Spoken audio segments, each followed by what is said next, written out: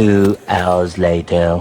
Hello everyone! For today's video, samahan nyo ako ngayon dito sa Puzzle mga bossing. Ito po, ang lugar na ito mga bossing, ito po ang sinasabi ko sa isa kong vlog na kung nakikita nyo yung puti na buhangin mga bossing. Ngayon, bossing no?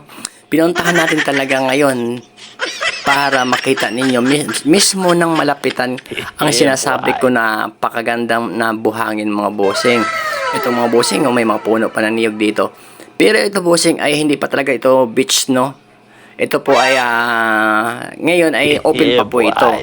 So, pwede kung gusto mo maligo, gusto mo mag overnight po dito, pwede po basta magdalaan po kayo ng mga ng mga tent ninyo. Ito po, pinaplex ko lang po dito po kung gaano po kaganda, kapino po at sa maputing buhangin po dito. Hindi lang po basta buhangin mga bossing ang sinasabi ko dito, pati po yung tubig dagat po dito napakalinaw po. Akala mo po ay crystal po sa linaw po dito ang tubig dagat mga bossing. Ayan bossing, ayan pinaplex ko ngayon tingnan nyo ng maigi mga boss kasi po napakaganda po talaga dito. Kung kayo po ay pupunta po dito sa Concepcion, Iloilo, huwag nyo po kaligtaan po, napuntahan po ang Puzzle kasi po napakaganda po dito. Ma-enjoy po talaga kayo dito.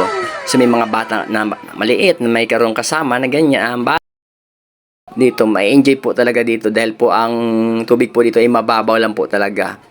Ayan po, napaka-safety po dito talaga kapag maliligo ka po dito.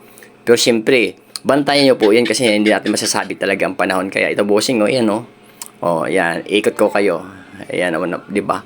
Napakaganda mga boss ng buhangin po. Yung buhangin na po yan ay nag-iiba po yan. Kapag amihan po ganito po ang position ng buhangin. Pag naghabagat naman mga boss ay nag-iiba na po yan ang forma mga boss kasi itatapon naman po yan sa kabila ng tubig po. Nadadala po yan ng dagat mga bossing. Pero tingnan yung mga bossing, di ba? Napakaganda po dito talaga. At sa ito bossing, may iangat po dito na bangka. Kaya nagbabayanihan po kami dito para po maiangat po yan.